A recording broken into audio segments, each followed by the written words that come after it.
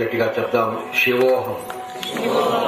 గట్టిగా గట్టిగా గట్టిగా గట్టిగా. ఈరోజు విశేషంగా ధ్యానం చేయడం కోసం కేటాయించబడింది సంవత్సరానికి ఒక రోజు. మనమే పరమశివులం అంటే పరమ ధ్యానమూర్తులం కావాలి. చిత్రీకరించుకున్నాం అంటే మనం ధ్యానమూర్తిగా తయారు కావాలి. అది ఒక తార్కాణం, ఒక ప్రోత్సాహం. యోగేశ్వర్ మనకి అలా చిత్రీకరించి ఇచ్చారు.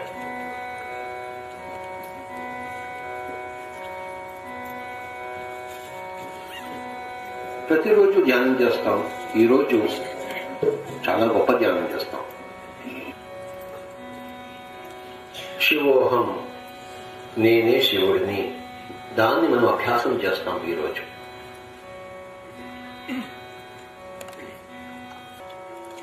పక్క వాళ్ళు ఏం చేస్తున్నారో చూడడం కోసం మనం పుట్టలేదు.